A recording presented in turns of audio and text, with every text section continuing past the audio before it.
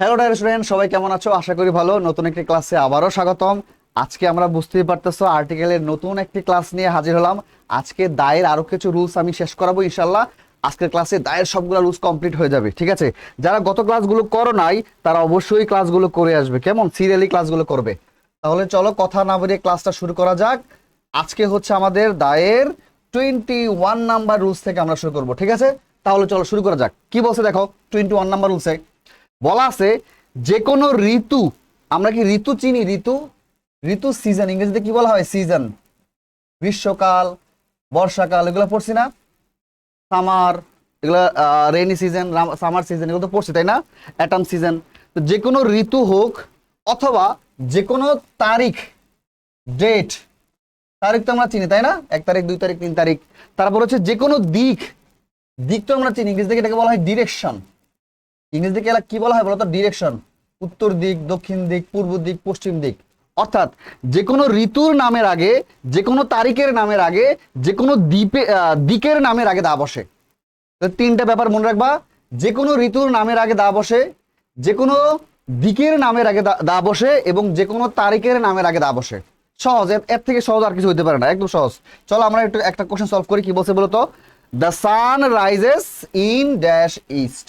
East মানে কি বলবো তো? পূর্ব দিক, তাই না? ইস্ট মানে কি? পূর্ব দিক। এই যে দিকের নাম, দিকের নামের আগে কি বসে? দা বসে। সহজ কথা, দিকের নামের আগে দা বসে। তারপর এখানে কি বলছে? 26 মার্চ, 26 মার্চ। এই যে 26 মার্চ, এটা কি আমাদের তারিখ না বলতো? একটা তারিখ কিনা? আর তারিখের তারিখ কিনা, তারিখ কিনা, ডেট কিনা, তারিখের নামের আগে কি বসে স্যার? দা বসে। এই জি, the 26 March is a red letter day for the people of Bangladesh. 26 March হচ্ছে বাংলাদেশের জনগণের জন্য একটা স্মরণীয় দিন। এই যেখানে আছে a red letter day, a red letter day মানে হচ্ছে স্মরণীয় দিন। ভোকাবুলারি খুব বেশি শিখবা, ঠিক আছে? স্মরণীয় দিন। এ রেড লেটার ডে মানে কি বলতো? স্মরণীয় দিন। স্মরণীয় দিন, স্মরণীয় দিন, অর্থাৎ 26 মার্চ বাংলাদেশের মানুষের জন্য একটা স্মরণীয় দিন। তাহলে তারিখের নামের আগে দা বসছে। লাস্টে দেখো কি বলছে? It is very cold here in dash winter. বলতেছে উইন্টার কালে এখানে অনেক কি থাকে? ঠান্ডা থাকে। তাহলে উইন্টার হচ্ছে আমাদের কি বলতো? নেম অফ সিজন না? ঋতু না? নেম অফ কি? সিজন। অর্থাৎ ঋতুর নামের আগে কি বসে বলতো? দা বসে। আবার বলতেছি, ঋতুর নামের আগে দা বসে, তারিখের নামের আগে দা বসে, ইভেন দিক বা ডিরেকশনের নামের আগে দা বসে। মনে থাকবে? আশা করি মনে থাকবে। না মনে থাকার কিছু নেই, একদম সহজ। এবার রুল 22 কি বলতেছে দেখো। যখন কোনো বাক্যে অফ দ্য টু ফ্রেজটি উল্লেখ থাকে, তখন ওই বাক্যে ব্যবহৃত অ্যাডজেক্টিভ এর কম্পারেটিভ ফর্মের পূর্বে দা বসে। একটু ভালো করে বুঝো। আমরা এই বাক্যে মানে এই রুলসের মেইন যে কি পয়েন্টটা হচ্ছে আমাদের অফ দ্য টু, এইটা মনে রাখবা। কি স্যার? Of the two. এটা আমি একটু বুঝাই। যে আমরা জানি অ্যাডজেক্টিভের কম্পারেটিভের ফর্ম, অ্যাডজেক্টিভের যে 3টা ফর্ম হয়, আমি এর আগেও দেখাইছি। Positive, comparative, superlative. আমরা জানি সুপারলেটিভ ডিগ্রির পূর্বে দা বসে, কিন্তু কম্পারেটিভ ডিগ্রির পূর্বে দা বসে না। কথা কি বোঝা গেছে? অ্যাডজেক্টিভের যে কম্পারেটিভ ফর্ম, যে সাধারণ নিয়ম, অ্যাডজেক্টিভের অ্যাডজেক্টিভ এর কম্পারেটিভ ফর্মের পূর্বে দা বসে না। কম্পারেটিভ ফর্ম, অ্যাডজেক্টিভের যে কম্পারেটিভ ফর্ম, এই কম্পারেটিভ ফর্মের পূর্বে দা বসে না। পূর্বে দা বসে না, এটা স্বাভাবিক নিয়ম যে অ্যাডজেক্টিভের কম্পারেটিভ ফর্মের পূর্বে দা বসে না। এখন অ্যাডজেক্টিভের কম্পারেটিভ ফর্ম কি আমরা পড়ছি না? টল, টলার, টলেস্ট। পজিটিভ হচ্ছে কি মনে আছে? পজিটিভ হচ্ছে টল। কম্পারেটিভ হচ্ছে কি? টলার। আর টলেস্ট হচ্ছে আমাদের সুপারলেটিভ ফর্ম। আমরা এভাবে শিখছি শুধু এইটা হচ্ছে আমাদের সুপারলেটিভ ফর্ম, এটা কম্পারেটিভ, এটা পজিটিভ। যে আমরা একটা রুলস শিখছিলাম যে শুধু সুপারলেটিভ ডিগ্রি পূর্বে দা বসে, কিন্তু কম্পারেটিভ ডিগ্রি পূর্বে দা বসে না। শুধু সুপারলেটিভ ডিগ্রি পূর্বে দা বসে, কম্পারেটিভ ডিগ্রি পূর্বে দা বসে না। অর্থাৎ টলেস্টের পূর্বে দা বসবে, আর টলার কম্পারেটিভ ফর্ম তার পূর্বে দা বসবে না। এটা হচ্ছে আমাদের বেসিক নিয়ম। কিন্তু এখানে একটা এক্সেপশন আছে। এক্সেপশন কি? কোন একটা সেন্টেন্সে যদি, এখানে রুলসটা, কোন একটা সেন্টেন্সে যদি অফ দ্য টু ফ্রেজটা থাকে, কোন একটা সেন্টেন্সে যদি অফ দ্য টু ফ্রেজটা থাকে তখন অ্যাডজেক্টিভের কম্পারেটিভ ফর্মের পূর্বে দা বসে। আসো আমি ব্যাপারটা এবার একটা রুলস দিয়ে দুটো এক্সাম্পল দিয়ে বুঝাই। আচ্ছা, যেমন আমি বললাম করিম, এক্সাম্পল দিয়ে বুঝে ব্যাপারটা সহজ হবে। দেখো, Karim is dash taller than, Karim is taller than Rahim. Karim Rahim থেকে লম্বা, এটা একটা সেন্টেন্স।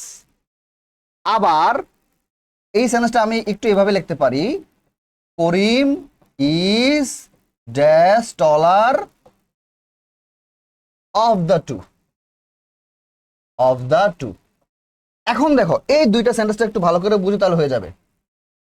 এটা প্রথম সেন্টেন্স, এটা দুইটা সেকেন্ড সেন্টেন্স। কি বলছে? করিম ইজ টলার দেন রহিম। এখন আমরা জানি এই যে টলার, এই টলার হচ্ছে অ্যাডজেক্টিভের কম্পারেটিভ ফর্ম। এটা অ্যাডজেক্টিভের কি ফর্ম? Comparative form. তো আমরা জানি, একটু আগে শিখেছিলাম আমি, যে এই যে এখানে শিখেছিলাম, এই যে এখানে শিখেছিলাম অ্যাডজেক্টিভের কম্পারেটিভ ফর্মের পূর্বে দা বসে না। অ্যাডজেক্টিভের কম্পারেটিভ ফর্মের পূর্বে দা বসে না, এটা অ্যাডজেক্টিভের কম্পারেটিভ ফর্ম, এর পূর্বে দা বসবে না, তার মানে এখানে ক্রস। সহজ কথা। কিন্তু একটা এক্সেপশন নিয়ম আছে। এই যে এক্সেপশন নিয়ম, নিয়মটা কি? যে যদি ওই সেন্টেন্সে অফ দ্য টু ফ্রেজটা থাকে, এখানে দেখো এই যে অফ দ্য টু ফ্রেজটা আছে কিনা বলতো। যদি সেন্টেন্সে অফ দ্য টু ফ্রেজটা থাকে তখন এই অ্যাডজেক্টিভের কম্পারেটিভ ফর্মের পূর্বে দা বসবে। মনে থাকবে, নরমালি সাধারণত অ্যাডজেক্টিভের কম্পারেটিভ ফর্মের পূর্বে দা বসে না, ক্রস বসে। কিন্তু সেন্টেন্সে যদি অফ দ্য টু ফ্রেজটা থাকে তখন অ্যাডজেক্টিভের কম্পারেটিভ ফর্মের পূর্বে কি বসবে? দা বসবে, দা বসবে। আশা করি একদম মাথায় ঢুকে গেছে। এবার আসো দেখো আমরা প্রত্যেকটা এক্সাম্পল একবার দেখি। বসে দেখো, Amir is dash wiser of the two. এখন দেখো যদি এরকম থাকতো আমির ইজ ওয়াইজার দেন করিম, এরকম থাকতো, ধরো অফ দ্য টু ফ্রেজটা নাই, তখন আমি ক্রস দিতাম। কিন্তু এই সেন্টেন্সে এই দেখো অফ দ্য টু ফ্রেজটা আছে, দেখছো? অফ দ্য টু ফ্রেজটা আছে, তার মানে অ্যাডজেক্টিভের, এটা হচ্ছে অ্যাডজেক্টিভের কম্পারেটিভ ফর্ম ওয়াইজার। অ্যাডজেক্টিভের কম্পারেটিভ ফর্ম তুমি কেমনে চিনবা? এই যে লাস্টে ইয়ার থাকবে, লাস্টে ইয়ার থাকবে অথবা পূর্বে মোর থাকবে। এই যে এরকম থাকবে, ধরো টলার, টলারে লাস্টে, এখানে লাস্টে কি ছিল? ইয়ার আছে না? এই যে অ্যাডজেক্টিভের সঙ্গে লাস্টে ইয়ার থাকবে, এটা হচ্ছে অ্যাডজেক্টিভের কম্পারেটিভ ফর্ম। আর যদি ইয়ার না থাকে তখন এভাবে মোর থাকবে, ধরো মোর বিউটিফুল, মোর বিউটিফুল। এই যে পূর্বে মোর আছে, এটাও অ্যাডজেক্টিভের কম্পারেটিভ ফর্ম। আচ্ছা, তাহলে অফ দ্য টু ফ্রেজটা থাকলে অ্যাডজেক্টিভের কম্পারেটিভ ফর্মের পূর্বে কি বসবে? দা বসবে। এটাই আমাদের মেন নিয়ম। এই যে he is dash better of the two players, এই যে সে হচ্ছে দুইটা প্লেয়ার্স থেকে ভালো। মানে এই সেন্টেন্সের মানে কি? যে প্রথম সেন্টেন্স বলতেছে Amir is the wiser of the two boys, মানে দুইটা বয়েজের মধ্যে আমির হচ্ছে কি? বেশি জ্ঞানী। তারপরে he is better of the two players, দুইটা প্লেয়ারের মধ্যে সে হচ্ছে ভালো, মানে দুজনের মধ্যে তুলনায় সে ভালো। তাহলে এখানে অফ দ্য টু ফ্রেজটা আছে, এই যে অফ দ্য টু ফ্রেজটা আছে, সুতরাং বেটারের পূর্বে কি বসবে? দা বসবে। কিন্তু অফ দ্য টু যদি না থাকতো তখন আমি বেটারের পূর্বে ক্রস দিতাম। পরেরটা কি বলছে? অফ দ্য টু গার্লস, এই যে আবার অফ দ্য টু পাইছে, দেখছো? দুইটা গার্লসের মধ্যে কম্পারিজন হচ্ছে, দুইটা গার্লসের মধ্যে, দুইটা মেয়ের মধ্যে মিনা ইজ ড্যাশ বেটার। তাহলে এই যে অ্যাডজেক্টিভের কম্পারেটিভ ফর্মের পূর্বে দা বসবে। কেন? কারণ এখানে অফ দ্য টু ফ্রেজটা আছে। পরেরটা, Araf is dash taller of the two, এই যে অফ দ্য টু ফ্রেজটা আছে, তার মানে এখানে কি হবে? দা। তাহলে মনে থাকে যেন অ্যাডজেক্টিভের কম্পারেটিভ ফর্মের পূর্বে সাধারণত কোনো আর্টিকেল বসে না, দাটা বসে না। কিন্তু ওই সেন্টেন্সে যদি অফ দ্য টু ফ্রেজটা থাকে তখন অ্যাডজেক্টিভের কম্পারেটিভ ফর্মের পূর্বে দা বসবে। একদম মাথায় ঢুকাই নাও, ঠিক আছে? আচ্ছা, আমার ক্লাসগুলো কিন্তু একটু কেউ আবার তাড়াহুড়ো করার চেষ্টা করবো না। যা যা বলি আমি কিন্তু ক্লাসে অনেক কিছু পড়াই, একটা রুলস পড়াতে গিয়ে অনেক কিছু বলি। তো একদম পুরো ক্লাসটা আমার প্রত্যেকটা ক্লাস মনোযোগ দিয়ে করবা, ঠিক আছে? পরেরটা আসি, রুল 23 বলছে কোন সংখ্যা প্রকাশকারী শব্দ যখন কোনো কিছুর একককে নির্দেশ করে তখন তার পূর্বে দা বসে। ডেফিনেশন পরে রুলসটা বোঝা ডিফিকাল্ট, আমি বুঝাই দিই। আচ্ছা, আমরা কোনো কিছু পরিমাপ করি কিনা, এখন যখন আমরা পরিমাপ করি, আমি লিখে দিই, আমরা নর্মালি কি করি? কোনো কিছু যখন পরিমাপ করি, এখন পরিমাপ নিশ্চয়ই কোনো এককে করি। পরিমাপ করি কি? এককে। যেমন ধরো আমরা চাল পরিমাপ করি কি? সে কেজি ধরে না? আমরা চাল পরিমাপ করি কেজি ধরে। তারপর হচ্ছে আমরা কাপড় পরিমাপ করি ফিট ধরে, ফিট ফিট ফিট হিসাবে আমরা কাপড় পরিমাপ করি। বুঝা গেছে?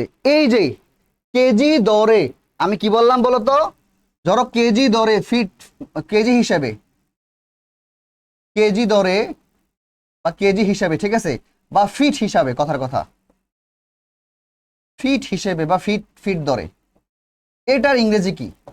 এই কেজি দরে ফিট হিসেবে এগুলোর ইংরেজি কি? যেমন কেজি দর ইংরেজি হচ্ছে by the kg, by the kg, মন থাকে যেন।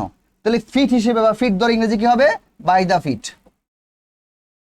By the fit.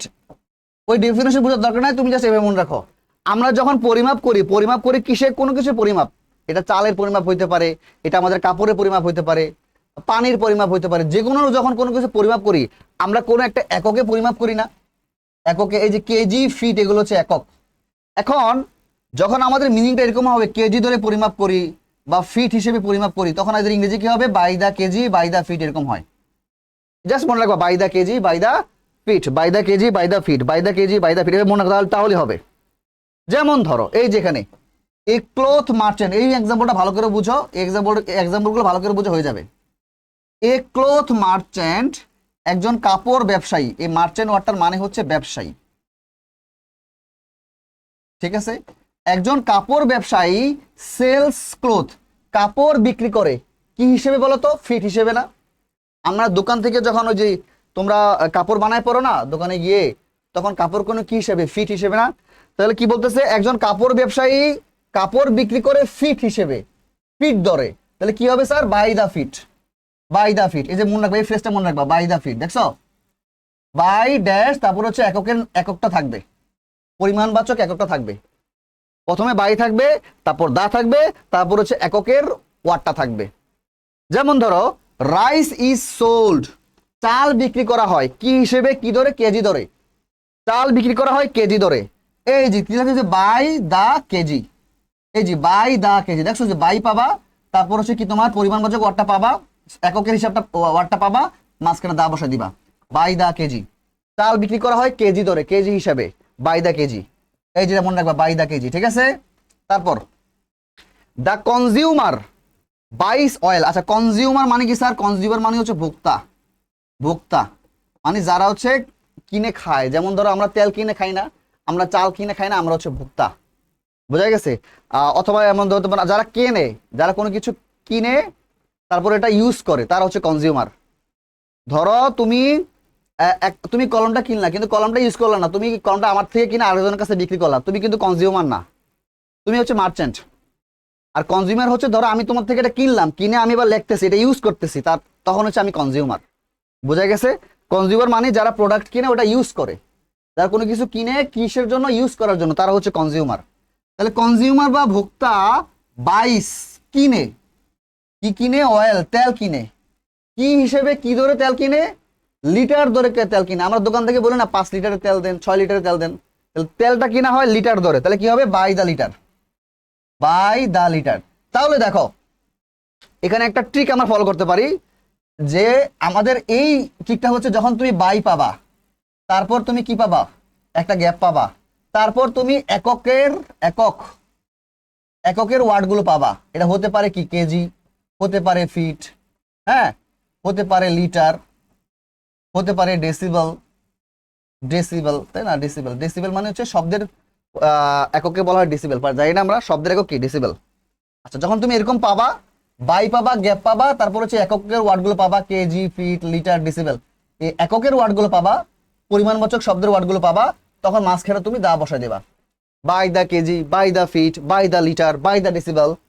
পড়া দেখো, সাউন্ড ইজ মেজার্ড, শব্দ পরিমাপ করা হয়, মেজার মানে পরিমাপ করা, শব্দ পরিমাপ করা হয় কিসের ভিত্তিতে? ডেসিবেলের ভিত্তিতে। এই জি বাই দা ডেসিবেল। এই ডেফিনেশন না বুঝলে সমস্যা নাই, তুমি আমি যে এতক্ষণ বুঝাই দিছি আশা করি আর সমস্যা হবে না। তাহলে রুল আমাদের ডান, আমরা রুল 24-এ চলে যাই। কেমন? আশা করি সমস্যা হবে না। একদম মাথায় 3টা রুলস গেঁথে গেছে, এবার আমরা 24 নাম্বার রুলসে যাচ্ছি। এইখানে আমি পড়ি একবার, তুমি পড়ে হয়তো তোমার জন্য বোঝা ডিফিকাল্ট হবে, সমস্যা নাই, আমি ইজি করে বুঝাই দিচ্ছি। কি বলতেছে? যখন স্কুল, কলেজ, বিশ্ববিদ্যালয়, হাসপাতাল বাজার, গির্জা, মসজিদ, মন্দির, বিছানা, কারাগার, আদালত, যে কোনো প্লেস হইতে পারে। অর্থাৎ যে কোনো প্লেসে স্থানগুলো গৌণ উদ্দেশ্যে পরিদর্শন বা ব্যবহার করা হয় তখন তাদের পূর্বে দা বসে। আমি জানি এই ডেফিনিশন পড়ার পর তুমি কিছুই বুঝো নাই, আমি সহজ করে বুঝাই দিই। এখানে দুইটা ম্যাটার আছে, একটা হচ্ছে প্রাইমারি পারপাস আর একটা হচ্ছে সেকেন্ডারি পারপাস। এখানে খাতার মধ্যে লিখে রাখো কি কি স্যার। আচ্ছা হ্যাঁ, আচ্ছা লেখো প্রাইমারি পারপাস। প্রাইমারি পারপাস মানে মুখ্য উদ্দেশ্য। প্রাইমারি পারপাস মানে কি, বা এটাকে আমরা মেইন পারপাস বলতে পারি। হ্যাঁ, মেইন পারপাস। আর একটা হচ্ছে সেকেন্ডারি পারপাস, গৌণ উদ্দেশ্য। সেকেন্ডারি পারপাস, এই দুইটা টার্মের সঙ্গে তুমি পরিচিত আশা করি। আগে দুইটা আমি বুঝাই, যে প্রথমটা আমি বলছি প্রাইমারি পারপাস, তারপরটা আমি কি বললাম সেকেন্ডারি পারপাস। এই দুইটা ফ্রেজ মনে রাখবা। এখন প্রাইমারি পারপাস আর সেকেন্ডারি পারপাস বলতে কি বুঝাইছি, ধরো তুমি একটা কোনো প্লেসে গেলা, কোন একটা প্লেসে গেলা, একটা স্থানে গেলা, যেমন ধরো তুমি স্কুলে গেলা, তুমি কলেজে গেলা। এখন তুমি কলেজে গেলা, এখন তুমি যে কলেজে যাচ্ছ, এই যাওয়ার দুইটা উদ্দেশ্য থাকতে পারে। একটা উদ্দেশ্য হচ্ছে প্রাইমারি পারপাস, একটা উদ্দেশ্য কি বলতো প্রাইমারি পারপাস।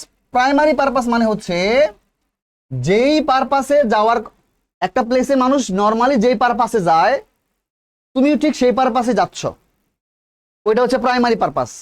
ধরো মসজিদে আমরা কেন যাই, মসজিদে আমরা নামাজ পড়তে যাই, তাহলে মসজিদে নামাজ পড়তে যাওয়া হচ্ছে প্রাইমারি পারপাস। বোঝা গেছে? আমরা স্কুল কলেজে কেন যাই, আমরা স্কুল কলেজে পড়াশোনা করতে যাই, তাহলে স্কুল কলেজে পড়াশোনা করতে যাচ্ছে, এটা হচ্ছে আমাদের প্রাইমারি পারপাস। বোঝা গেছে? আর নিচেরটা হচ্ছে সেকেন্ডারি পারপাস। আমি কোন একটা প্লেসে গেলাম, কিন্তু ওই প্লেসে মানুষ যে নর্মালি যেই উদ্দেশ্যে যায়, আমি ওই উদ্দেশ্যে যাই নাই, আমি অন্য উদ্দেশ্যে গেছি। কথা কি বোঝা গেছে? যেমন ধরো স্কুল কলেজে মানুষ পড়াশোনা করতে যায়, ধরো আমি কলেজে গেছি কিন্তু পড়াশোনা করতে না, আমি কলেজে গেছি আমার একটা বন্ধুর সঙ্গে দেখা করতে, আমি কলেজে গেছি প্রিন্সিপালের সঙ্গে দেখা করতে, আমার টিচারের সঙ্গে দেখা করতে গেছি, পড়াশোনা করতে যায় নাই।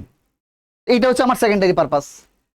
আবার ধরো একজন চোর, মানুষ মসজিদে কেন যায়, নামাজ পড়তে যায়, কিন্তু চোর জোতা চোর আছে না, মসজিদে জোতা চোর, তো মসজিদে যে জোতা চোর সে তো আর নামাজ পড়তে যায় না, সে মসজিদে কি করতে গেছে, জুতা চুরি করতে গেছে। এখন জুতা চুরি মসজিদে যে সে গেছে জুতা চুরি করতে, জুতা চুরি কি তার প্রাইমারি পারপাস না সেকেন্ডারি পারপাস? মসজিদে যাওয়ার সেকেন্ডারি পারপাস।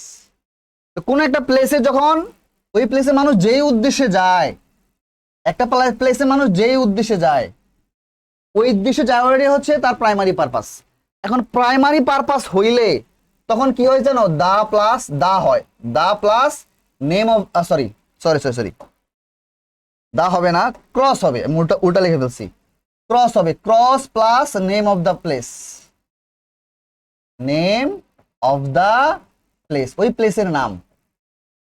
আমি একটা প্লেসে মানুষ যেই উদ্দেশ্যে যায়, আমি ঠিক ওই উদ্দেশ্যেই গেছি, অর্থাৎ ওই প্লেসের প্রাইমারি পারপাসেই গেছি, তখন হবে cross plus name of the place.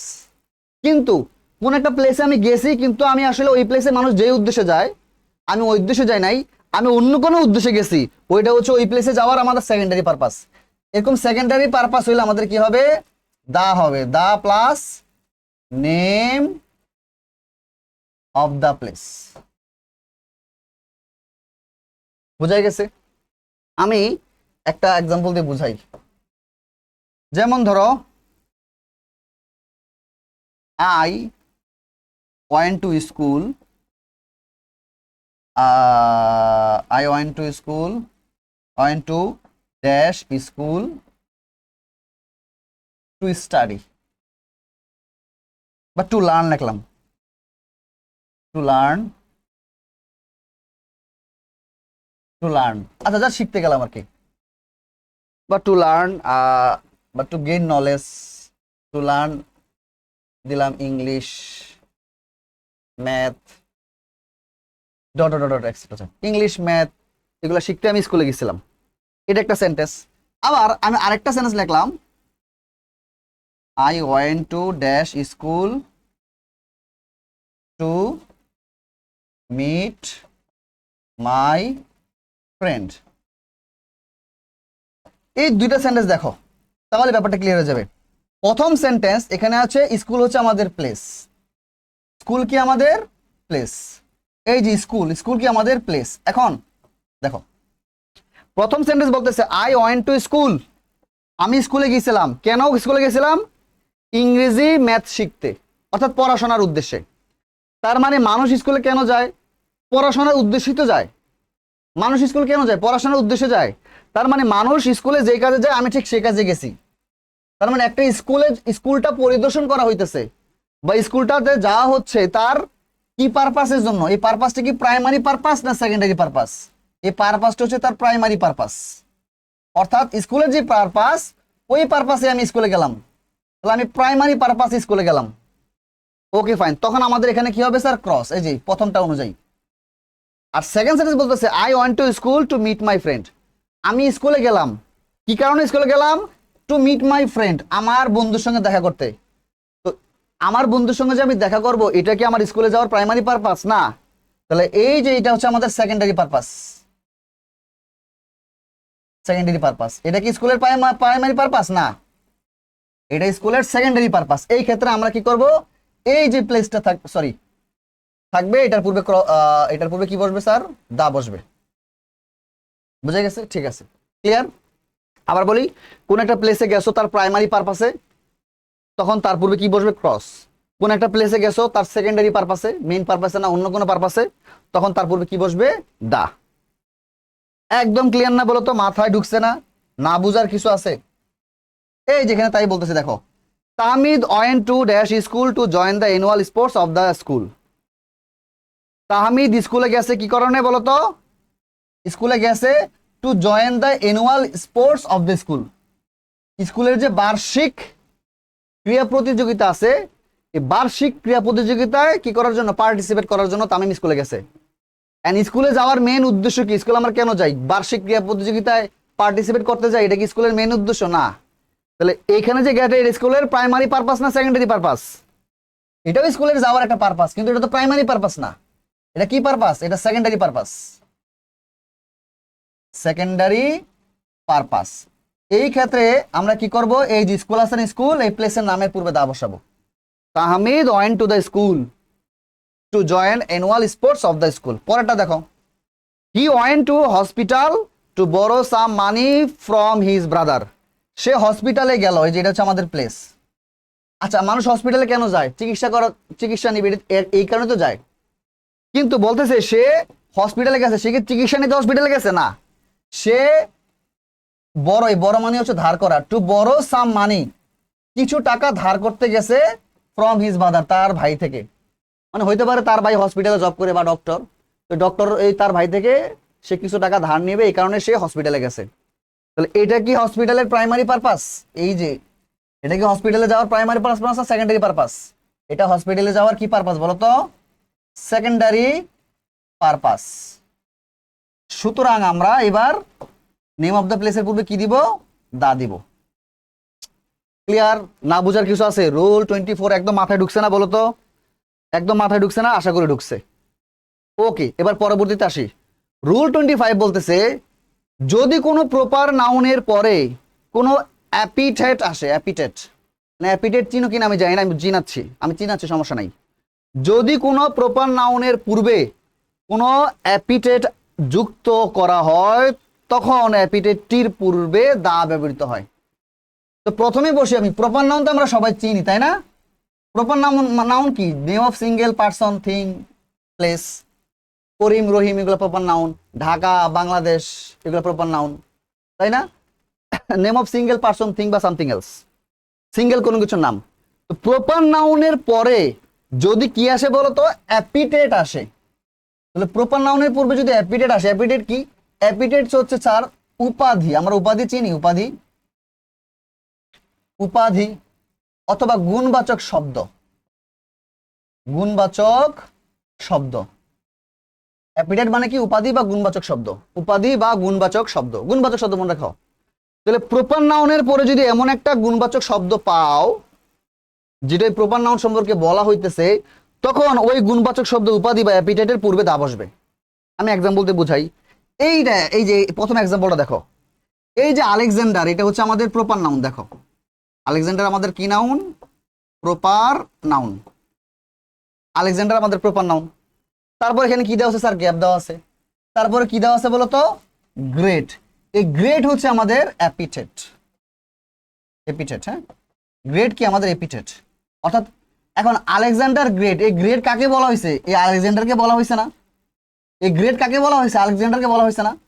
তাহলে প্রপার নাউনের পরে এপিথেট আসছে কিনা? এই গ্রেট কি গুণবাচক একটা শব্দ না, তাই না? মহান মানে মহান আলেকজান্ডার, বিখ্যাত আলেকজান্ডার। তাহলে গ্রেডটা হচ্ছে আমাদের এপিথেট।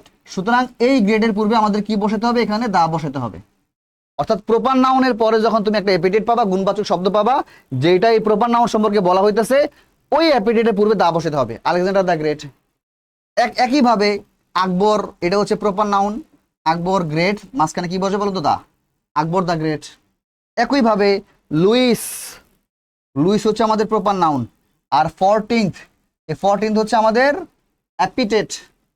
এপিথেট, ঠিক আছে, এপিথেট গুণবাচক শব্দ। সুতরাং আমরা এখানে কি বসাবো? The. Louis the 14th। Louis the 14th হচ্ছে চতুর্দশ লুই, মানে 14তম লুই, চতুর্দশ লুই। আচ্ছা, এই সম্পর্কে পরে আলোচনা করা হবে। এতটুকু আশা করি বুঝছি। তাহলে আমাদের রুল 25 ডান। আর কোনো সমস্যা আছে? আশা করি নাই। আচ্ছা, আর কোনো সমস্যা থাকার কথা না। পরেরটা আসি। এইবার দেখো, এটা খুব সহজ আছে, যে স্বভাবতই দা বসে এমন কিছু ফ্রেজ নিচে দেওয়া হলো। এখানে কিছু ফ্রেজ দেওয়া আছে, এই ফ্রেজগুলোতে নর্মালি দা বসে। মানে এটা তোমার ওইভাবে রুলস টুস পড়ে তোমার শেখার দরকার নাই, জাস্ট মনে রাখো যেগুলোতে স্বভাবতই স্বাভাবিকভাবেই দা বসে, মানে এগুলার ইউজেসটা এরকম। এই ফ্রেজগুলো কি কি আছে বলো তো? এরকম in the morning, in the afternoon, এগুলো তো আজমিন পরে আসছো। In the evening, the next day, the previous day, the next night, the previous night, the following day, on the day after the previous morning. এগুলোতে স্বভাবতই দা বসে। এগুলো আবার কোনো রুলস টুলস দিয়ে মুছতে দরকার নাই। এগুলো হচ্ছে দায়ের কি কমন ইউজ। তাহলে আমরা কি বলতে পারি? দেখো, we should get up early in the morning. In the morning. We will start our journey, আমরা আমাদের জার্নিটা শুরু করব the following day. The following day ছিল এখানে, এই যে দেখো, দ্য ফলোয়িং ডে কোথায় ছিল জানো? এই যে দ্য ফলোয়িং ডে, দেখছো? দ্য ফলোয়িং ডে মানে পরের দিন। পরের দিন আমরা আমাদের জার্নিটা শুরু করব। লাস্ট এটা কি বলছে দেখো, he use to walk by the river side, সে নদীর কিনার বা নদীর পার ধরে হাঁটতো। In the afternoon, in the afternoon, ঠিক আছে? কঠিন কিছু না, ফাইন। রুল 26 ডান। এইবার আসো রুল 27। এইটা একটু ভালো করে বুঝতে হবে স্যার, খুব ভালো করে বুঝতে হবে। আমরা জানি এই রুলসটা ভালো করে বুঝাচ্ছি। আচ্ছা, আগে চলো আমি আগে পড়ি কি বলছে, তারপর আমি এক্সপ্লেন করছি। রুল 27-এ কি বলছে দেখো, যদি কোনো প্রপার নাউন কোনো অ্যাডজেক্টিভ ক্লজ দিয়ে বিশেষায়িত হয়, মডিফাই হয়। বিশেষায়িত ইংরেজিতে কি বলা হয়? মডিফাই। মডিফাই, হ্যাঁ। যদি কোনো প্রপার নাউন অ্যাডজেক্টিভ ক্লজ দিয়ে কি করা হয় স্যার? অ্যাডজেক্টিভ ক্লজ দিয়ে ওই প্রপার নাউনকে মডিফাই করা হয়। যদি কোনো প্রপার নাউনকে, আমরা তো প্রপার নাউন চিনি, এই যদি কোনো প্রপার নাউনকে অ্যাডজেক্টিভ ক্লজ দিয়ে মডিফাই করা হয়, তখন ওই প্রপার নাউনের পূর্বে দা বসবে। কথা কি বুঝতে পারতেছ? আচ্ছা, আমি এক্সাম্পল দিয়ে বুঝাই। ধরো যে আমরা জানি যে নর্মালি প্রপার নাউনের পূর্বে কত আর্টিকেল বসে না, এটা আমরা সবাই জানি। প্রপার নাউনের পূর্বে কি আর্টিকেল বসে না। যেমন ধরো ড্যাশ,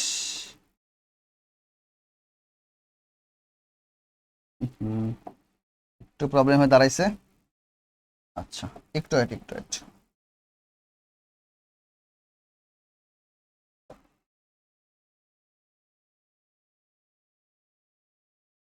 ওকে, ফাইন। আচ্ছা দেখো, আমি একটা ওয়ার্ড সেন্টেন্স দেখে দেখুন। ধরো ড্যাশ সাজ্জাদ, এটা মনে বেশি মোটা হয়ে গেছে না? Came here, Sajjad came here. এই সেন্টেন্সটা দেখো, হ্যাঁ, এই সেন্টেন্সে দেখো কি বলছে, সাজ্জাদ কেম হিয়ার। এখন আমাকে বলো, এখানে যে সাজ্জাদ ইউজ হয়েছে, এই সাজ্জাদ কি আমাদের প্রপার নাউন না? সাজ্জাদ কেম হিয়ার, সাজ্জাদ এখানে এসেছিল। সাজ্জাদ কি নাউন? Proper noun. সাজ্জাদ কি নাউন? Proper noun. সাজ্জাদ কি নাউন? Proper noun. এন্ড আমরা জানি যে প্রপার নাউনের পূর্বে কোনো আর্টিকেল বসে না, এটা মানে একদম স্বাভাবিক নিয়ম, যে এটা হচ্ছে আমাদের প্রপার নাউন, প্রপার নাউনের পূর্বে আর্টিকেল বসে না, সুতরাং এখানে আমরা কি দিব স্যার? ক্রস। মাথায় ঢুকছে না? বুঝছো না? আশা করি বুঝছো। প্রপার নাউনের পূর্বে আর্টিকেল বসে না, ক্রস। কিন্তু আমার এই রুল বলতেছে এই যে প্রপার নাউনটা আছে, এই প্রপার নাউনকে যদি আমি অ্যাডজেক্টিভ ক্লজ দ্বারা মডিফাই করি, এখন প্রপার নাউনকে কিভাবে অ্যাডজেক্টিভ ক্লজ দ্বারা মডিফাই করা যায়? দেখো এই এক্সাম্পল দেখো, বলতেছে হি ইজ ড্যাশ মানিক। এই যে মানিক, মানিক তো আমাদের প্রপার নাউন, তাই না? মানিকটা কি আমাদের নরমালি কি নাউন? Proper noun.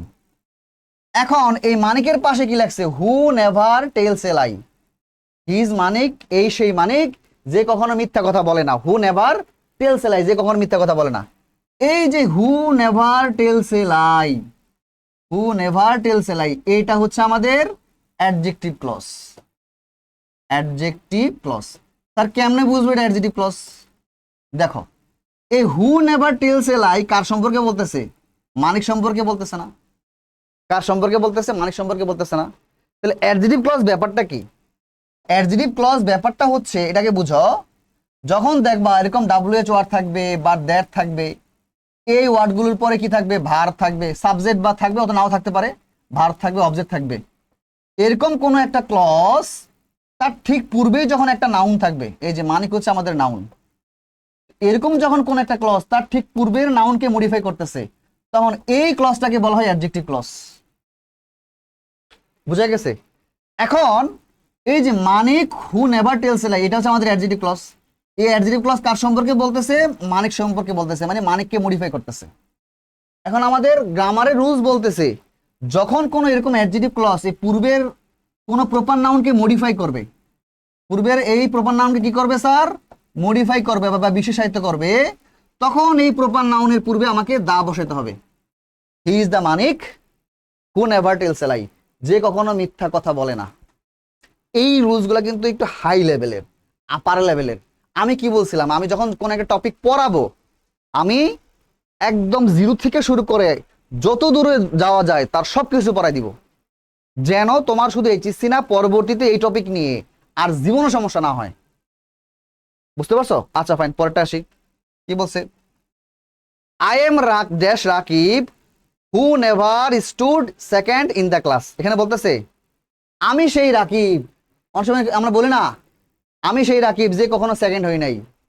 একটু বলে না মানুষের যখন একটা সময় ভাবমূর্তি চলে আসে, আমি এমন একটা ছেলে যে কখনো ক্লাসে সেকেন্ড হই নাই।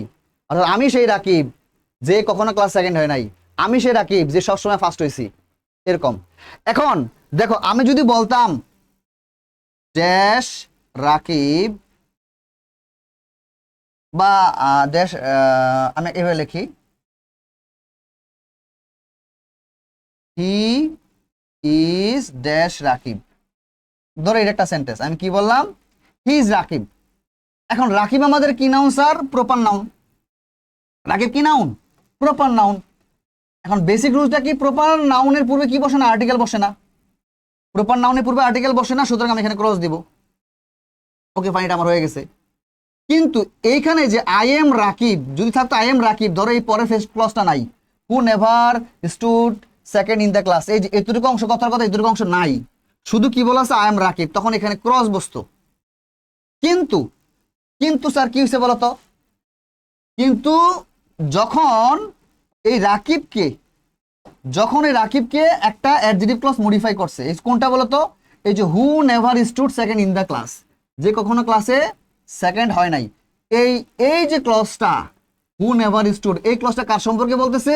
এই রাকিব সম্পর্কে বলতেছে, রাকিবকে মডিফাই করতেছে। অ্যাডজেক্টিভ ক্লজটা মূলত নাউনের পাশেই থাকে, একদম ডানে থাকে, একদম সঙ্গী থাকবে, নাউনটা থাকবে, তার সঙ্গী থাকবে, এবং এগুলো নর্মালি WH ওয়ার্ড দ্যাট এগুলো দিয়ে শুরু হয়। তাহলে এই অ্যাডজেক্টিভ ক্লজটাই নাউনকে মডিফাই করতেছে, এই প্রপার নাউনকে মডিফাই করতেছে। তাহলে যখন অ্যাডজেক্টিভ ক্লজ এরকম প্রপার নাউনকে মডিফাই করবে, তখন এই প্রপার নাউনের পূর্বে দা বসবে। এই ক্ষেত্রে সেন্টেন্সের প্যাটার্নটা কেমন হবে স্যার? এই যে এরকম থাকে, সাবজেক্ট, তারপরে বি ভার্ব, তারপরে দা, তারপর হচ্ছে আমাদের প্রপার নাউন, তারপরে অ্যাডজেক্টিভ ক্লজ। কখন এই নিয়মটা অ্যাপ্লাই হবে? নর্মালি সেন্টেন্সের স্ট্রাকচারটা কেমন হয়, সরি, নর্মালি সেন্টেন্সের স্ট্রাকচারটা কেমন হয়? প্রথমে থাকবে সাবজেক্ট, তারপর থাকবে আমাদের একটা বি ভার্ব এম ইজ আর ওয়াজ আর, তারপর দা, তারপর থাকবে কি আমাদের প্রপার নাউন, তারপর হচ্ছে আমাদের অ্যাডজেক্টিভ ক্লজ। বুঝছো না? আশা করি একদম মাথায় ঢুকে গেছে, না বুঝার কিছু নাই। এইবার আসি রুল 22। এগুলা স্যার একটু কষ্ট করে মনে রাখতে হবে, ঠিক আছে? আপনাদের কাছে মনে, স্যার এত কিছু কিভাবে মনে রাখবো, কিচ্ছু করা নেই, মনে রাখতে হবে, বারবার পড়তে হবে, বারবার পড়তে পড়তে পড়তে পড়তে মুখস্থ হয়ে যাবে, ঠিক আছে? বারবার পড়তে হবে। আর যদি নিজে নিজে পড়তে কষ্ট হয়, আমার ক্লাসটা বারবার দেখবা, বারবার দেখবা, সারাদিন ক্লাসটা দেখবা, দরকার হইলে 10 বার দেখবা, 20 বার দেখবা, দেখতে দেখতে রুলসগুলো শুনতে শুনতে শুনতে শুনতে মুখস্থ হয়ে যাবে, ঠিক আছে? কোনো সমস্যা নাই। আর এগুলো জানতেই হবে, ঠিক আছে? এগুলোর কোনো শর্টকাট নাই। আচ্ছা, এবার আসো রুল 28। আমি কিন্তু চাইলে আর্টিকেলের 4-5টা জিনিস পড়ায় শেষ করে দিতে পারতাম, 10টা জিনিস পড়ায় শেষ করতে পারতাম, কিন্তু দেখো আমি কত কিছু পড়াচ্ছি। কেন পড়াচ্ছি? ওই যে বললাম না, এই টপিকের যেন তোমার আর জীবনও সমস্যা না হয়। এবার আসো রুল 28 কি বলছে বলো তো? বলছে আমরা জানি যে প্রপার নাউনের পূর্বে কোনো আর্টিকেল বসে না, এটা তো আমি এতক্ষণ বলি আসতেছি। প্রপার নাউনের পূর্বে আর্টিকেল বসে না, তবে নিম্নলিখিত শব্দগুলোর পূর্বে সর্বদাই দা ব্যবহৃত হয়। অর্থাৎ এখন আমরা কিছু ওয়ার্ড পাবো, এই ওয়ার্ডগুলোর পূর্বে সবসময় দা ব্যবহৃত হয়। এখন এই ওয়ার্ডগুলোকে আমি বিভিন্ন ক্যাটাগরির নাম দিয়ে আমি ওয়ার্ডগুলোকে দিছি, এই ক্যাটাগরি অনুযায়ী পড়বো আমরা, ক্যাটাগরি। তো বলতেছে প্রথম ক্যাটাগরিতে কি আসতেছে? নেম অফ রিভার্স, নদীর নাম। মনে রাখবা, নেম অফ রিভার্স অর্থাৎ নদীর নামের পূর্বে দা বসে। মনে থাকবে, আমার সঙ্গে সঙ্গে পড়ো, নদীর নামের পূর্বে দা বসে। যে কোনো নদীর নাম, এই পৃথিবীতে যে কোনো নদীর নামের পূর্বে দা বসে। যেমন ধরো পদ্মা, দা পদ্মা, দা মেঘনা, তারপর হচ্ছে দা নাইল বা নীল, দা গোমতী, দা ইয়াংজি, এগুলো হচ্ছে নদীর নাম। তো নদীর নামের পূর্বে কি বসে স্যার? এই দেখো দা বসে, দেখছো? নদীর নামের পূর্বে কি বসে? দা বসে। এটা আমাদের কমন ইউজ, এটা আমাদের কমন ইউজ, মুখস্থ রাখতে হবে, সহজ কথা, ডিরেক্ট মুখস্থ, নদীর নামের পূর্বে দা বসে, ঠিক আছে? এটা ডান। তারপর আমরা কি পাইলাম? Name of holy books. Holy books মানে কি বলতো? ধর্মীয় গ্রন্থ, পবিত্র গ্রন্থ, তাই না? হোলি মানে কি? পবিত্র, পবিত্র গ্রন্থ বা ধর্মীয় গ্রন্থ বলি না আমরা। ধর্মীয় গ্রন্থ কি আছে? কোরআন আছে, গীতা আছে, বাইবেল আছে, তাই না? ত্রিপিটক আছে। তো ধর্মীয় গ্রন্থের নামের পূর্বে দা আছে, যেমন এই যে কোরআন, কোরআনের পূর্বে দা, এই যে বাইবেল, বাইবেলের নামের পূর্বে দা, যে কোনো ধর্মীয়, গীতার নামের পূর্বে দা, ত্রিপিটকের নামের পূর্বে দা, রামায়ণ, রামায়ণ নামের পূর্বে দা। তো যে কোনো ধর্মীয় গ্রন্থের নামের পূর্বে দা বসে। তো আমি আবার বলতেছি, নদীর নামের পূর্বে দা বসে, ধর্মীয় গ্রন্থের নামের পূর্বে দা বসে। পরেরটা আসি, names of news paper. News paper মানে কি? পত্রিকা। পত্রিকার নামের পূর্বে দা বসে, ডিরেক্ট মুখস্থ, যে কোনো পত্রিকা। এই যে দেখো দা প্রথম আলো, এই যে এটা হচ্ছে পত্রিকার নাম। তারপর হচ্ছে দা ডেইলি স্টার, তারপর হচ্ছে দা গার্ডিয়ান, এগুলো হচ্ছে পত্রিকা। পৃথিবীতে যত পত্রিকা আছে, যে কোনো পত্রিকার নামের পূর্বে দা বসে, ঠিক আছে? তারপর আমরা কি পাইলাম? Name of oceans. ওশানস মানে কি? মহাসাগর। মহাসাগরের নামের পূর্বে দা বসে, যেমন দা প্যাসিফিক ওশান, প্রশান্ত মহাসাগর, দেখছো? এই যে এটা প্রশান্ত মহাসাগর, মহাসাগর নামের পূর্বে দা। দা আটলান্টিক ওশান, আটলান্টিক মহাসাগর। তারপর হচ্ছে দা আর্কটিক ওশান, উত্তর মহাসাগর। যে কোনো মহাসাগরের নামের পূর্বে দা। তারপর হচ্ছে নেমস অফ সিস। সিস মানে হচ্ছে শুধু সাগর, শুধু সাগর। সাগরের নামের পূর্বে দা বসে, যেমন দা রেড সি, দা মেডিটেরিয়ান সি, হ্যাঁ, মেডিটেরিয়ান সি হচ্ছে ভূমধ্য সাগর, দা সাউথ চায়না সি, দক্ষিণ চীন সাগর। যে কোনো সাগরের নামের পূর্বে দা বসে, মনে থাকবে, যে কোনো সাগরের নামের পূর্বে দা বসে। 5টা জিনিস আবার বলি, নদীর নামের পূর্বে দা, পবিত্র গ্রন্থ, হ্যাঁ, কোরআন, বাইবেল, এগুলো নামের পূর্বে দা, পত্রিকার নামের পূর্বে দা, সাগর, মহাসাগরের নামের পূর্বে দা, সাগরের নামের পূর্বে দা। আরো কিছু আছে, খুশি হওয়ার কারণ নাই, এই কটা শিখলে হবে, আমাদের কষ্ট করে আরো কিছু শিখতে হবে, ঠিক আছে? তারপর হচ্ছে নেম অফ ক্যানালস। এই ক্যানাল মানে হচ্ছে খাল, খালের নামের পূর্বে দা বসে, খালের নামের পূর্বে। দা সুয়েজ খাল। সুয়েজ খাল নাম শুনছো না তোমরা? মিশরের বিখ্যাত সুয়েজ খাল। এটা হচ্ছে কি? আর্টিফিশিয়াল খাল, মানে ম্যানমেড খাল। বুঝা গেছে? সুয়েজ খাল। তারপর হচ্ছে দা পানামা ক্যানাল, দা সুয়েজ ক্যানাল, সুয়েজ খাল, দা পানামা ক্যানাল, পানামা খাল, ঠিক আছে? তাহলে এই ক্যানাল মানে হচ্ছে খাল আর কি। তো যে কোনো খালের নামের পূর্বে দা বসে, আচ্ছা ফাইন। তারপর কি বলতেছে, নেম অফ শিপস, জাহাজ, বড় বড় জাহাজ আছে না, জাহাজের নামের পূর্বে দা বসে। জাহাজের নামের পূর্বে কি দা বসে, দা বসে। যেমন দা টাইটানিক, টাইটানিক তো মুভি তো তোমরা অনেকে দেখে ফেলছো, এটা হচ্ছে জাহাজের নাম, জাহাজের নামের পূর্বে দা। দা বিএনএস সমুদ্র জয়, এটা বাংলাদেশের জাহাজ। তারপর হচ্ছে দা সিম্ফনি অফ দ্য সিস, এটাও জাহাজ। তো জাহাজের নামের পূর্বে কি স্যার, জাহাজের নামের পূর্বে দা বসে। তারপর হচ্ছে নেম অফ ট্রেনস, ট্রেনের নামের পূর্বে দা বসে। ট্রেন তো আমরা চিনেন তাই না, ট্রেন কখনো ট্রেন জার্নি করছেন? যেমন ধরেন দা সুবর্ণ এক্সপ্রেস, যারা ট্রেনে যাতায়াত করেন তারা এই এক্সপ্রেসগুলো চিনবেন, এগুলো সব হচ্ছে ট্রেনের নাম। ট্রেনের নামের পূর্বে কি বসে বলেন তো, দা বসে। দা একতা এক্সপ্রেস, তারপর হচ্ছে দা মহানগর প্রভাতী, তাই না? এই ট্রেনের নামের পূর্বে কি বসে স্যার, দা বসে। তারপর হচ্ছে নেম অফ ফেমাস বিল্ডিং, বিখ্যাত যে বিল্ডিং আছে, যেমন ধরেন আমাদের ঢাকা ভার্সিটির কি আছে, কার্জন হল, এটা বিখ্যাত বিল্ডিং না? এখন আপনি বললেন না স্যার আমার এলাকায় আমার আমার যে বাড়ি ওই বাড়িটা খুব বিখ্যাত, না আপনার এলাকায় আপনার বাড়ি বিখ্যাত এরকম হলে হবে না, মানে যেটাও ওয়ার্ল্ড ওয়াইড বা অনেক বড় মানে মানে অনেক মানুষ চিনে। এক কথা ধরেন কার্জন হল প্রায় বাংলাদেশের সকল মানুষ চিনে, এবং অনেক ব্রিটিশ মানুষও চিনে, বিশ্বের অনেক মানুষ কার্জন হলের নাম শুনছে জানে। তো যেটা অনেক মানুষ চিনে, যেটা ফেমাস বিল্ডিং, যেটা সবার কাছে পরিচিত, এরকম ফেমাস বিল্ডিং এর নামের পূর্বে কি বসবে, দা বসবে। এই যে কার্জন হলের নামের পূর্বে দা বসছে। তাজমহল আমরা সবাই সবাই চিনি, তাজমহল তো ফেমাস বিল্ডিং তাই না, তার নামের পূর্বে দা বসছে। তারপরে দ্য ওয়ার্ল্ড ট্রেড সেন্টার, এটা তোমার এই যে ইউএসএ অবস্থিত, এটার নামের পূর্বে দা বসছে। তারপর হচ্ছে the great wall of China, পড়ছেন না আপনারা, দা চীনের মহাপ্রাচীর, দ্য গ্রেট, এখানে যেটা বলাতে হবে right, the great wall, the great wall of China, চীনের মহাপ্রাচীর, দেখছেন এখানে দা আছে। আচ্ছা তারপরে কি কি বলছে বলতো, নেমস অফ এরোপ্লেনস, এরোপ্লেনের উড়োজাহাজের নামের পূর্বে দা বসে। যেমন দা বোয়িং 787, দা বসছে। তারপর এগুলো হচ্ছে এরোপ্লেনের নাম, দা লেটজিট 23, দা মিগ, দা বেল, এগুলো সব হচ্ছে এরোপ্লেনের নাম, এরোপ্লেনের নামের পূর্বে দা বসে। তারপর হচ্ছে নেম অফ মাউন্টেন রেঞ্জ, দেখেন মাউন্টেন রেঞ্জ মানে কি, পর্বত শ্রেণী, পর্বত শ্রেণী বুঝেন ভালো করে, বলতেছে পর্বত শ্রেণীর নামের পূর্বে দা বসে, শুধু পর্বত না কিন্তু, পর্বত শ্রেণী। পর্বত বলতে শুধু পর্বত বলতে একটা পর্বতকে বোঝায়, আর পর্বত শ্রেণী হচ্ছে অনেকগুলো পর্বত নিয়ে গঠিত, ব্যাপারটা বুঝছেন? ধরেন এখানে আমি একটা পর্বত আঁকলাম, পাহাড় আঁকলাম, আমি অন্য কালার দিয়ে আঁকে, হ্যাঁ বুঝছেন? এই জি এটা হচ্ছে একটা পর্বত, এটা হচ্ছে আমাদের শুধু মাউন্টেন, মাউন্টেন, মাউন্টেন, ঠিক আছে, এটা হচ্ছে মাউন্টেন, এটা হচ্ছে একটা মাউন্টেন। কয়টা মাউন্টেন স্যার, একটা, এটা হচ্ছে একটা মাউন্টেন, একটা পাহাড়। যেমন ধরেন Mount Everest, Mount Everest, Mount Everest সবাই নাম চিনেন। তাহলে একটা পর্বত, তার নামের পূর্বে কিন্তু দা বসবে না, এটা ক্রস বসবে। যদি একটা পর্বতের নাম হয় তার নামের পূর্বে দা বসে, কিন্তু যদি অনেকগুলো পর্বত একসঙ্গে হয়, অনেকগুলা পর্বত মিলে, অনেকগুলা পর্বত মিলে, এই যে অনেকগুলা পর্বতকে একসঙ্গে বলা হয় মাউন্টেন রেঞ্জ, বুঝছেন? মাউন্টেন রেঞ্জেস মানে পর্বত শ্রেণী, পর্বত শ্রেণী মানে কি, অনেকগুলো পর্বত মিলে পর্বত শ্রেণী হয়। এখন ধরেন একটা এই মাউন্টেন রেঞ্জের নাম হচ্ছে ধরেন হিমালয়াস, হিমালয়াস, হিমালয়াস হচ্ছে মাউন্টেন শ্রেণীর নাম। হিমালয়াস তো একটা পর্বত না, অনেকগুলো পর্বত মিলে হচ্ছে হিমালয়াস। এই মাউন্টেন রেঞ্জের নামের পূর্বে কি বসবে, দা বসবে। কিন্তু সিঙ্গেল মাউন্টেন হলে কিন্তু তখন আবার ক্রস বসবে। কেন স্যার? কারণ সিঙ্গেল মাউন্ট তো আমাদের প্রপার নাউন, সিঙ্গেল মাউন্ট কি আমাদের প্রপার নাউন, প্রপার নাউনের পূর্বে আর্টিকেল বসে বসে না, এটা এটা খেয়াল রাখবেন, ঠিক আছে?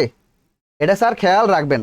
তাহলে মাউন্টেন রেঞ্জের নামের পূর্বে দা বসে। মাউন্টেন রেঞ্জ কি আছে, জি হিমালয়াস, তার নামের পূর্বে দা, দা আলফাস, এই জি আলফাসের নামের পূর্বে দা, এগুলো হচ্ছে মাউন্টেন রেঞ্জ, পর্বত শ্রেণী।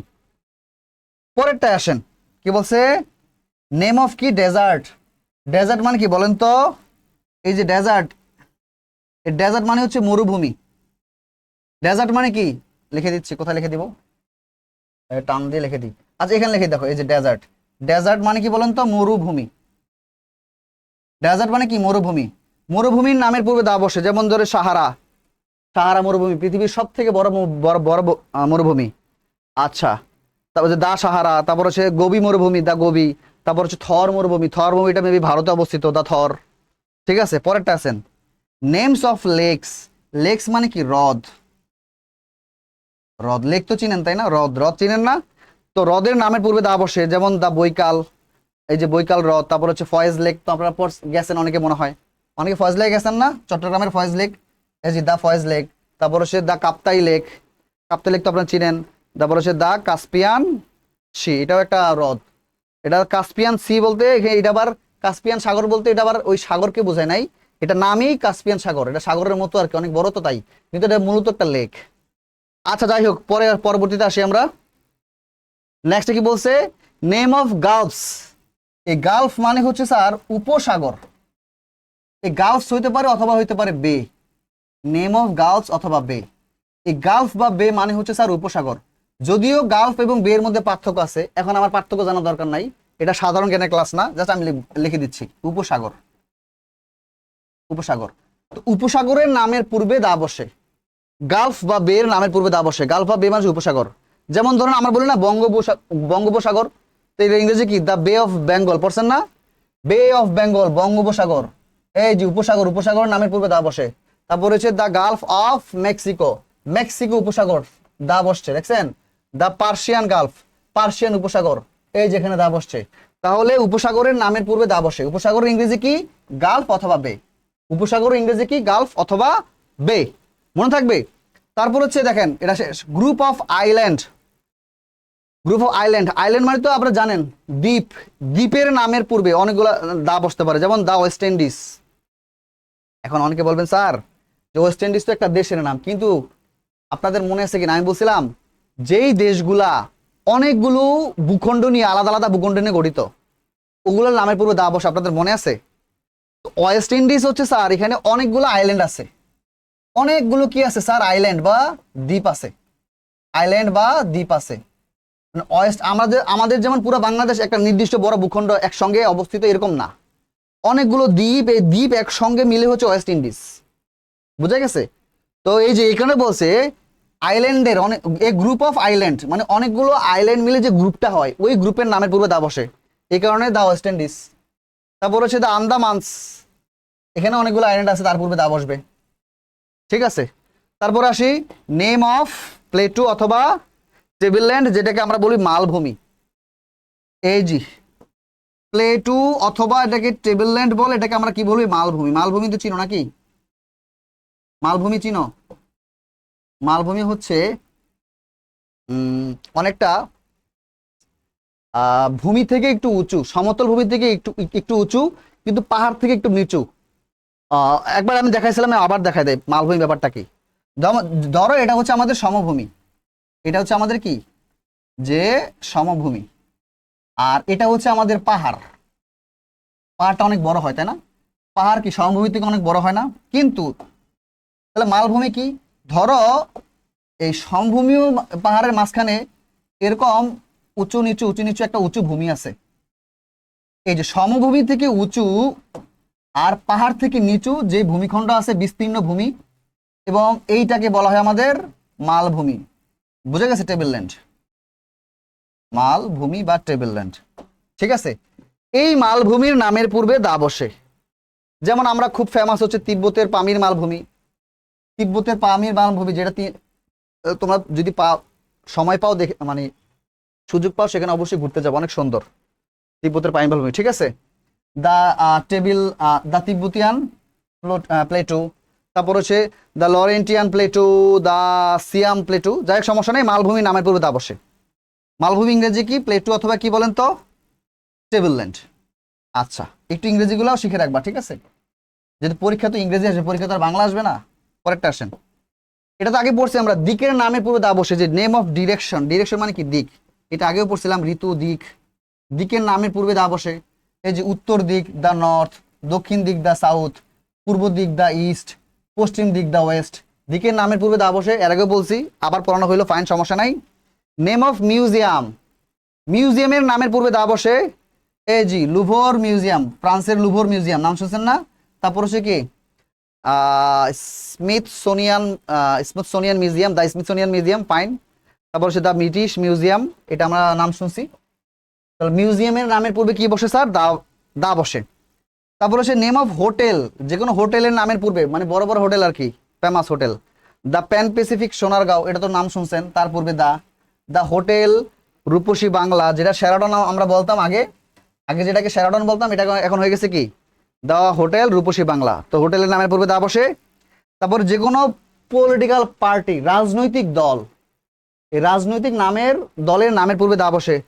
যেমন ধরো দা কি, দ্য মুসলিম লীগ রাজনৈতিক দল, দ্য কংগ্রেস রাজনৈতিক দল, দ্য ডেমোক্রেটিক পার্টি রাজনৈতিক দল। তো যে কোনো রাজনৈতিক দলের নামের পূর্বে দা বসে। আর মনে হয় আমাদের নাই, এই রুলসটা আমাদের ডান। তাহলে আপনাদের মনে হতে পারে স্যার এতগুলো কেমনে শিখবো? কষ্ট করে একটু শিখে নিন, কিছু করার নাই, কষ্ট করে এগুলো শিখতে হবে। বারবার কিভাবে মনে থাকবে স্যার? বারবার পড়েন, বারবার পড়লে মনে থাকবে, বারবার পড়তে পড়তে পড়তে পড়তে মনে থাকবে। এখন এগুলোর মধ্যে স্যার যদি বলেন স্যার আপনি একটু ইম্পর্টেন্ট দাগাই দেন, আমি একটু ইম্পর্টেন্ট দাগাই দিই। হ্যাঁ, ইম্পর্টেন্ট দাগাই দিলে আপনাদের আবার একটু খুশি খুশি লাগবে। কোনগুলো ইম্পর্টেন্ট? এগুলোর মধ্যে এই যে এইটা বেশি ইম্পর্টেন্ট, এটা ইম্পর্টেন্ট, এটাও ইম্পর্টেন্ট, মানে যেগুলো পরীক্ষায় বেশি আসে। তারপর এখানে হচ্ছে হ্যাঁ, এইটা বেশি ইম্পর্টেন্ট, মাউন্টেন রেঞ্জ। তারপরে এটা বেশি ইম্পর্টেন্ট না, যেগুলো বেশি ইম্পর্টেন্ট আমি লাল কাল দিয়ে দাগাই দিচ্ছি। হ্যাঁ, তারপরে হচ্ছে এখানে এইটা খুব বেশি ইম্পর্টেন্ট, এগুলাই খুব বেশি ইম্পর্টেন্ট। হ্যাঁ, ইম্পর্টেন্টগুলো আমি একবার দাগাই দিলাম। থাক, এবার আসুন আমরা আমরা এবার রুলসে চলে যাই। কেমন? আমাদের টোটাল 28টা রুলস শেষ। কত মিনিট হলো দেখি তো? ও, বেশিক্ষণ হয় নাই মনে হয়, দাঁড়াও আমি একটু চেক করি। হ্যাঁ, 51 মিনিট হয়েছে। আশা করি আর কয়েক মিনিটের মধ্যে আমাদের ক্লাস শেষ হয়ে যাবে। রুল 29 কি বলছে দেখো, এইটা আগে পড়ানো হয়েছে, তারপরে আমি দেখো, কোনো অ্যাডজেক্টিভ যখন কোনো অ্যাবস্ট্রাক্ট গুণ প্রকাশ করে তার পূর্বে দা বসে। অর্থাৎ আপনি সেন্টেন্সে একটা অ্যাডজেক্টিভ পাইলেন, এখন অ্যাডজেক্টিভের পরে তো নাউন থাকার কথা, কিন্তু নাউন নাই। অ্যাডজেক্টিভের পরে কি থাকার কথা স্যার? আমি কিন্তু পড়াইছিলাম একবার, মনে আছে কিনা? অ্যাডজেক্টিভের পরে নাউন থাকার কথা। ওই যে তো কখন কখন পড়াইছিলাম বলেন তো? ওই যে দ্য রিচ, দ্য পোর, মনে আছে? The pious, the honest, the virtuous, ওই রুলসটাই কিন্তু এখানে, আর কিছু না। যে ধরেন আপনি একটা সেন্টেন্সে একটা অ্যাডজেক্টিভ পাইলেন, এখন অ্যাডজেক্টিভের পরে তো নাউন থাকার কথা, কিন্তু নাউনটা নাই এবং তার পূর্বে গ্যাপ আছে। বুঝতে পারতেছেন? এবং মনে রাখবেন এই অ্যাডজেক্টিভ দেওয়া দ্বারা অ্যাকচুয়ালি মূলত একটা গ্রুপ অফ পিপলকে বোঝানো হচ্ছে। সে কোনো কিছু গ্রুপ অফ পিপল হইতে পারে, কোনো প্রাণী হইতে পারে, বা কোন একটা গ্রুপকে ইন্ডিকেট করতেছে, গ্রুপ অফ পিপলকে ইন্ডিকেট করতেছে, তখন তার পূর্বে দা বসবে। বুঝা গেছে? আর মনে রাখবেন এই নাউন তো থাকবে না, এই নাউনের জায়গায় আপনি মনে মনে কি করবেন? পিপল চিন্তা করবেন। এই নাউনের জায়গায় মনে মনে কি চিন্তা করবেন? পিপল চিন্তা করবেন, তাহলেই হইলো। আমি বুঝাই, দেখেন, উই রেসপেক্ট, আমরা শ্রদ্ধা করি, অনেস্ট, এই অনেস্ট মানে কি? সৎ। এখন উই রেসপেক্ট অনেস্ট, আমরা সৎকে শ্রদ্ধা করি, ব্যাপারটা কি ওরকম না? ব্যাপারটা হচ্ছে আমরা সৎ ব্যক্তিদের শ্রদ্ধা করি, আমরা শ্রদ্ধা করি সৎ ব্যক্তিদের। এখন এখানে শুধু অনেস্ট আছে, তারপরে তো অনেস্ট তো আমাদের অ্যাডজেক্টিভ, তাই না? অনেস্ট কি আমাদের অ্যাডজেক্টিভ। এখন অ্যাডজেক্টিভের পরে তো নাউন থাকার কথা, নাউনটা কি আছে? নাই। তো আমরা মনে মনে এখানে কি করব? পিপল চিন্তা করব। ঠিক আছে, পিপল চিন্তা করব এবং এই অ্যাডজেক্টিভের পূর্বে কি বসাবো? দা বসাবো। তাহলে দেখো তো এবার সেন্টেন্সটা সুন্দর হয় কিনা।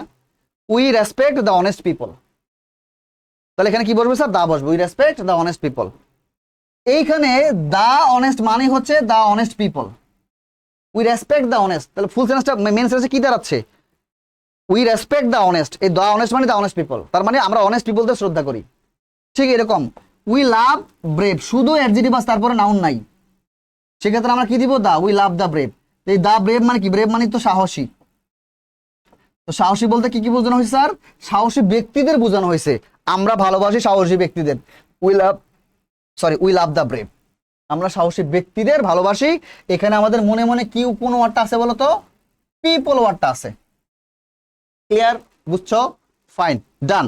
রুল 29 আমাদের একদম একদম একদম ফুল কমপ্লিট। আচ্ছা, ঠিক আছে, আমরা রুল 30-তে চলে যাই।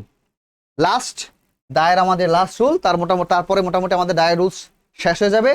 তারপর আমরা কি করব? কিছু ওমিশন অফ আর্টিকেল শিখবো, মানে কোথায় আর্টিকেল বসে না, এই রুলসগুলো শিখবো। এটা আমাদের দায়ের লাস্ট রুল। কেমন? তো 30-তে কি বলতেছে দেখো, যখন আইডেন্টিফায়ার নাউনটি বিখ্যাত কোনো ব্যক্তির নামের পরে ব্যবহৃত হয়, তখন ওই নাউনটির পূর্বে দা বসে। এখন তুমি বলবা স্যার, আপনি যে বলেন আইডেন্টিফায়ার নাউনটি, আইডেন্টিফায়ার নাউন কি? আইডেন্টিফায়ার নাউনটা হচ্ছে যেই নাউনটা আরেক যে নাউনটা কোনো একটা পার্সনের বা ব্যক্তির আইডেন্টিটি প্রকাশ করে। আইডেন্টিফায়ার নাউনটা কি স্যার? যেই নাউনটা, আইডেন্টিফায়ার নাউন হচ্ছে যে নাউনটি কোনো ব্যক্তির, যে নাউনটি কোনো ব্যক্তির কি প্রকাশ করে স্যার? আইডেন্টিটি বা পরিচয় প্রকাশ করে। আইডেন্টিটি বা পরিচয় প্রকাশ করে। যে নাউনটা কোনো ব্যক্তি বা পার্সনের কি আইডেন্টিটি বা পরিচয় প্রকাশ করে। যেমন ধরো, আমি হাসিফ স্যার, আমার আইডেন্টিটি কি? আমার আইডেন্টিটি হচ্ছে আমি একজন টিচার। এই টিচার হচ্ছে আমাদের আইডেন্টিফায়ার নাউন।